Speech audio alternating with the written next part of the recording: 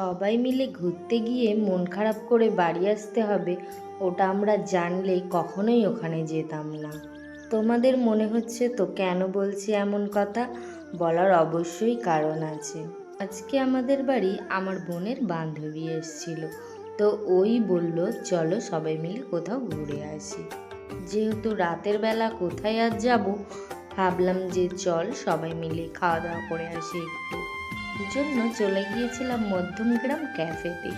তো শুনেছি ক্যাফেটা বেশি দিন ওপেনিং হয়নি, নতুন ওপেনিং হয়েছিল, আর ওই কারণেই গিয়েছিলাম। তো দেখো, খাবারের দামগুলো তো আমি আগেই দেখিয়েছি। দামগুলো ওখানে যা ফেলে রেখেছে, ফেলতে তো গায়ে লাগে না, কিন্তু টেস্টের দিক দিয়ে আর কোয়ালিটির দিক দিয়ে আমার একদমই ভালো লাগেনি। কিন্তু হ্যাঁ, ডেকোরেশনটা খুবই সুন্দর ছিল ভিতরে, আর জায়গাটা এতটাই ছোট ছিল যে ফটো ভিডিও করার জন্য খুবই সুন্দর জায়গা। কিন্তু তুমি চান্স পেলে তারপরে তো ভীষণই ভিড় ছিল।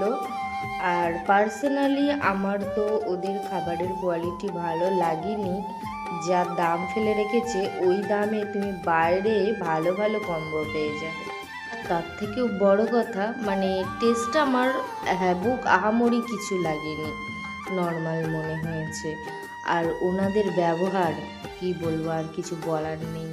মানে মানুষ না বেশি উপরে উঠে গেলে এরকমই হয়, মানুষকে দাম দেয় না, এরকম একটা ব্যবহার মনে হলো।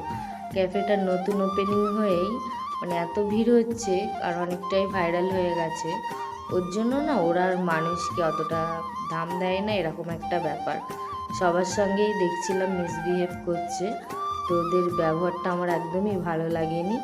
পার্সোনালি আমার তো ভালো লাগেনি, সবার সঙ্গে যে খারাপ ব্যবহার করবে তা না।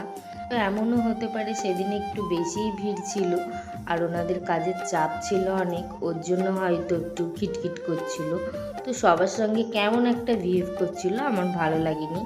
ওর জন্য আমরা বেশিক্ষণ থাকিনি, খাওয়া দাওয়া মিটে গেলে আমরা বাইরে চলে এসেছি। আর ভিতরের ডেকোরেশনটা তো খুবই সুন্দর ছিল, তোমাদের বললাম, তোমরা যেতেই পারো। একজনের সব দিকটা ভালো হবে তা কখনো হয় না, সব দিকটা খারাপ হবে তাও কখনো হয় না, ভালো খারাপ মিশিয়েই তো চলতে হবে। তো এই যে আমরা বাইরে চলে আসলাম, আর আস্তে আস্তে ভাবছি যে না, এখানে এসে ভুল হয়ে গেছে, টাকাগুলোই বেকার হয়ে গেছে, ওগুলোই আমরা বলতে বলতে যাচ্ছি আর হাসাহাসি করছি। যেহেতু খাবারের কোয়ালিটিটা আমাদের অতটা ভালো লাগেনি, ওর জন্য ভেবেছিলাম একটু যাবো, এনজয় করবো, এত ভিড়ের মধ্যে তেমন এনজয় হয়নি। তো গাড়ির জন্য অপেক্ষা করছিলাম, তো গাড়ি আসতে অনেক লেট হচ্ছিল, ভাবলাম ট্রেনে করে বাড়ি যাই, তো ওর জন্য ট্রেনে করেই বাড়ি চলে গেছিলাম গাড়ির জন্য ওয়েট করে।